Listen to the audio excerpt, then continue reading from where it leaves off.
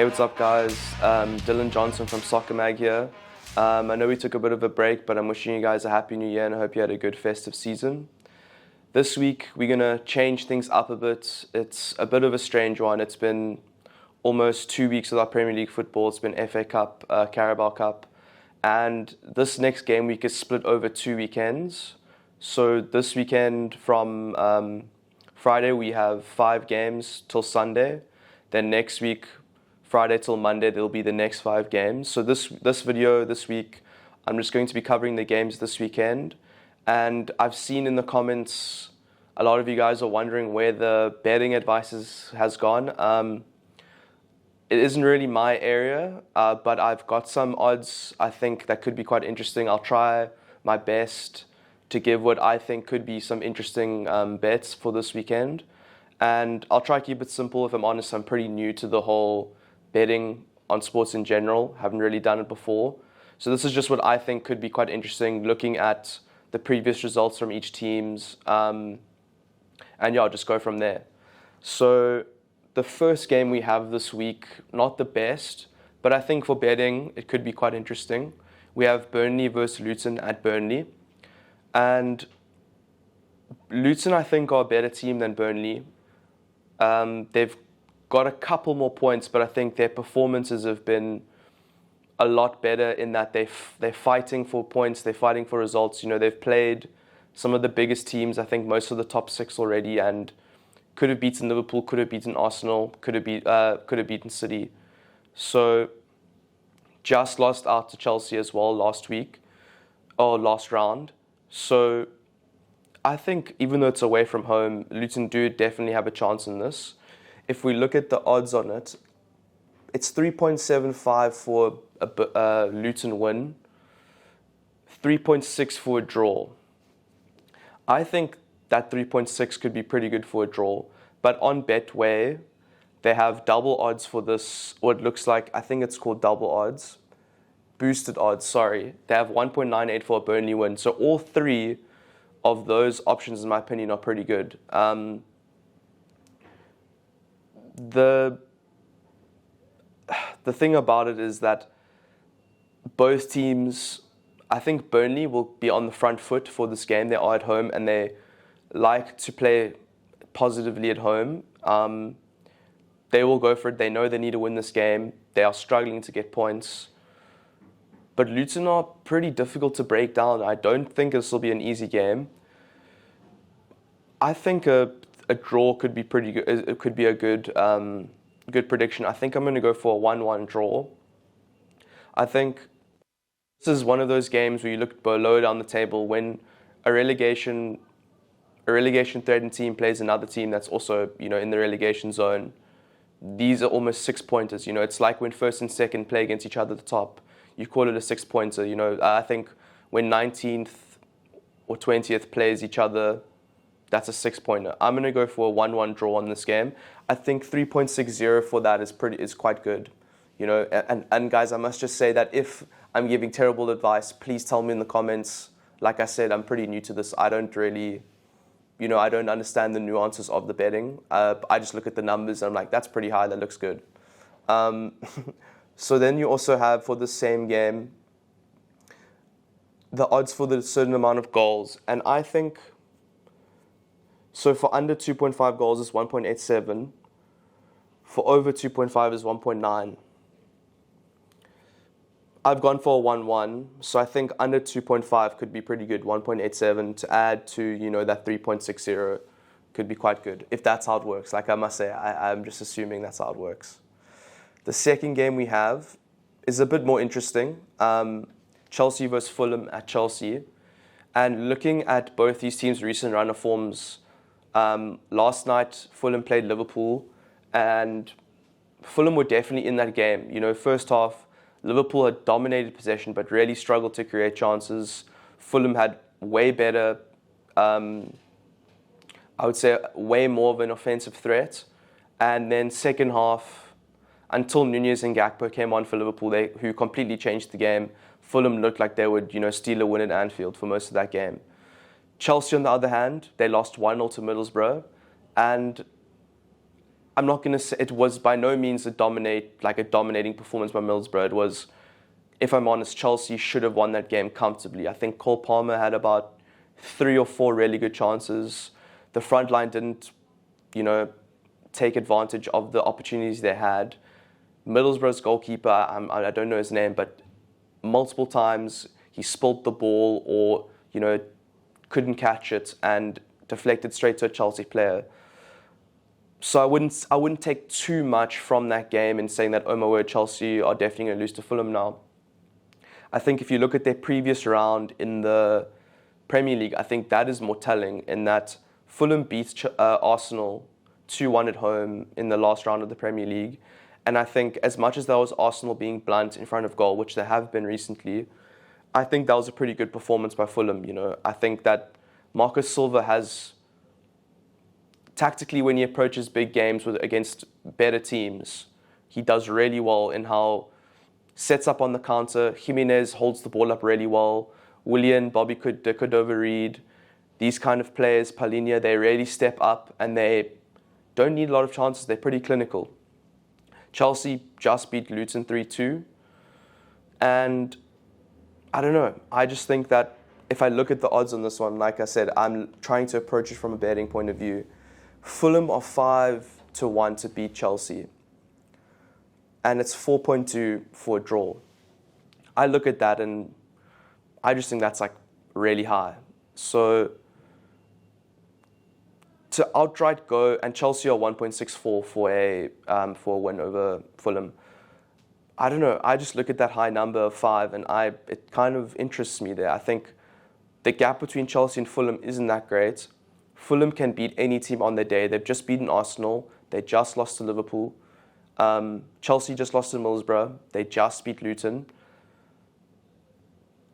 Chelsea are more vulnerable than Fulham, I'd say. So I'm going to go for a 2-1 Fulham win, just because I like the look of those odds. I know Chelsea are clearly the favourites here by a huge margin, but there's just something about this Chelsea team that, you can't actually predict how they're going to turn up every week. They're either going to play like they did against Man City and Spurs, or they're going to lose to Middlesbrough 1-0. So that's what I'm going to go for. That's what I'm going to go for, a 2-1 Fulham win, odds of 5. I think that's pretty good. Both teams to score, I don't think that's pretty good. I think both teams will definitely score. If I look at the amount of goals, over 3.5 is 2.46. I don't know. I wouldn't actually get stuck into those because I don't think the numbers are great enough. My prediction of 2-1 is more that Fulham's going to win than I know the exact, then I'm confident of the scoreline. It could be 3-2, it could be 1-0. So I'm going to stay away from the goals and all those kind of things. The third game of this weekend, we have Newcastle versus Manchester City. This is a massive game. If you look at the table, City they have a game in hand and they are still in this title race 100%. I think it would be extremely naive to think that because City, I think, are 5 points behind on paper, with a game in hand, that, it's Liverpool or Arsenal's title to win, even though Arsenal have dropped points recently. City have been in this position almost every single year. They always have a underwhelming December, January period, but as soon as the festive period is over, they kick on and they go on these ridiculous 12, 13, 14, 15 game winning streaks. And that's when that is when they really, put pressure on whoever's at the top at the moment or extend their lead. Newcastle haven't been, in their last game against Liverpool,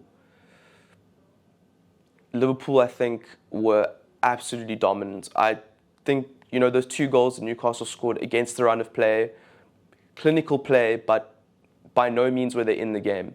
I think Liverpool recorded the highest expected goals ever in a Premier League game. It was like over 7.2 or something like that. And if you look at the performance of Martin Dubravka, I think his saves against Nunez alone, Nunez should have had 4 goals. But Dubravka was just pulling off. I think it was probably one of his best games he's played in years. So they are vulnerable. I know they have injury problems, but at this point, everyone has injury problems. I think City, I think they're going to start, Haaland and De Bruyne are both back. This is when they really put it up a gear, and this is when they start putting teams away. And I think if Newcastle aren't, if Newcastle aren't careful and they try to have a real go at City here, which I think they will. I think they're at home, they kind of have to. City could make this really messy. If I look at the odds, 5.2 for a Newcastle win, 4.4 for a draw, and 1.58 for Manchester City win. And I'm going to be honest, I'm going to stay away from this because even though City are not as invincible as they have been, I still see them being good favourites for this game. I think they'll comfortably win. I'm going to go for a 3-1 win to City. I just believe that Newcastle in this moment in time are too vulnerable. What we've seen with Newcastle in the past is that, or last season especially, Eddie Howe built a ridiculous defensive foundation. I think they had the best defense in the league last season. And to go to Newcastle especially and score goals, or even just play them in general and score goals against Newcastle, if you scored 2, there was a chance you were winning, because to score 2 goals against Newcastle was nearly impossible. Now, I just don't have that confidence in their defense this season like I did last season. I know they have injuries, but like I said, that isn't a good enough excuse at the moment. Manchester City have been missing Haaland and De Bruyne, 2 of arguably the best players in the Premier League. So I think Man City are going to go to Newcastle, and I think they're going to win 3-1. Moving on to the second last game of the weekend, it is Everton versus Aston Villa at Everton. This, in my opinion, is a pretty even game. I think Villa have this season been the better team 100%, but their home record is where they're getting all their points. I think away from home, Villa have struggled a lot more than they have at home. And if you're looking at the odds here, it's pretty even. It is 2.75 for an Everton win, 2.44 for a Villa win, and then 3.6 for a draw.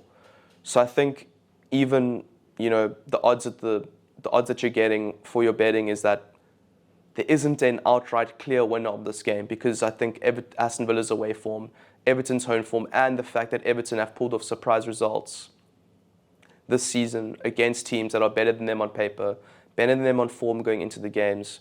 Everton are a really difficult team to pick up on and to make an outright call. I think Sean Dyche has got this team believing. I think despite their 10-point deduction, they are very difficult to beat. They are scoring goals. And if I'm honest, I can't see a clear winner for this game. Gut feeling says Aston Villa will win. I think most people will think Aston Villa will win because they're the better team. But I've seen on so many occasions this season, especially with my predictions, that when you do not back Everton, they surprise you. Almost every single week, I've said Everton will lose, they win. And that's against Brighton, as an example, where I think they smashed Brighton. I think to cover my bases here, I'm going to go for a draw. I'm going to go for a 2-2 draw. I think both teams will go for it, attacking-wise. And that's an odds of 3.6. I don't think that's too bad. I'm trying not to get caught up on Villa being the better team on form, because I just don't think that Everton will be an easy game. So I'm going to go for a 2-2 draw, odds of 3.6. That's where I'm going to leave it at. I don't really feel comfortable, going down and looking at number of goals for the game or, specific goal scorers. I think I'm just going to leave it at that. The last game of this weekend before, this is the last game of this mini round, I'd call it. Manchester United versus Tottenham at Old Trafford. This is, I think, another very interesting game because United haven't been, I think their narrative this season has been they haven't been particularly great, but they're getting results. I think they're only a couple results off of being in the top 4. They're not that far off Spurs, who have the narrative that they're actually doing really well considering all the changes, where I think I saw something that this season compared to last, they, I think, only 6 points better off and one place in the table. So obviously Ange Postecoglou has done a massive, he's changing things very quickly. They're playing very progressive, positive, interesting, nice football to watch. And they have had their injury problems. But I think if you look at United and Tottenham, both of them have, along with Newcastle, maybe you could say arguably had the worst luck with injuries this season. Lisandro Martinez, Varane, Luke Shaw, who else? I think they pretty much at one stage had their entire starting back four, two of their midfielders, and I think Rashford or something out at the same time. And that's, if you have 6-7 players of your starting 11 out, what are you really meant to do at some point? Looking at the odds for this game, United are favourites to win at Old Trafford with 2.22, and Spurs have odds of 2.95 of winning at Old Trafford. 3.85 of a draw. Also another one I'm not sure. I think Spurs are a better team. Now that they've signed Timo Werner, I think it'll be interesting. It was one of the areas where I know Son is gone, but I wasn't really expecting them to reinforce by getting in another attacker. I think their front line with Kulusevski, Brennan Johnson, Richarlison isn't, I don't think that's their weakest area. I know they're just they've just signed a centre-back from Genoa. But I think with Basuma and Sarr both being gone at AFCON as well, you'd think maybe midfield is an area they'd look at. Maybe they will. We don't know yet. It is still early in the transfer window. I think Werner's an interesting one for Spurs because we all judge Werner off his final season at Leipzig, where he was arguably one of the best attackers in Europe. Transition on the counter-attack, one of the best forwards in the world. Great at pressing from the front. And if you look at these attributes for Ange's style of play, he's perfect. He could be an absolute monster. But he really has struggled since he left to join Chelsea. Since he's left Chelsea and returned to Leipzig as well, he hasn't been amazing. And it's almost, is it a lack of confidence? Has he just not been have the teams he's been in just not been playing to his strengths? I think at Chelsea, they used him completely. I think Frank Lampard and whoever else with him was the manager at the time just did not use Timo Werner to his strengths whatsoever. I think at times just playing on the left wing, don't know why he was doing that. He's never done that. It was just never going to work. But I look at this game and I think another one where I can't see a clear winner here. I think Tottenham, it's the kind of game I think we saw when they first played each other, where both teams can hurt their opposition. But Tottenham just kind of, first half it was even. United, you could say, were arguably better, didn't take their chances. Then Spurs, second half, just completely dominated. I could see a similar thing happening where United come out the blocks firing, get a couple chances, maybe hit the post, don't capitalize on good opportunities. Then second half, Spurs just come out and, dominate. So I'm going to go for this is difficult, but I'm going to go for a 1-0 Spurs win. It's just more of a feeling than anything else. I think that Spurs are just, they could definitely go to Old Trafford and get a win. Odds of 2.95. They're not the favourites going into this game, but those odds I think are pretty good. That's that. If I look at anything else, like I've said before, I don't really understand a lot of the stuff. But goals-wise, under 1.5 goals is 5.4. Under 2.5 is 2.6. That could be a good option.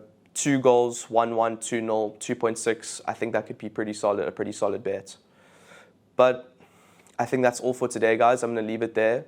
We will be back next week to cover the next 5 games. And if you've enjoyed me adding a bit more of the betting aspect to the video, let us know so that next week I can maybe try again.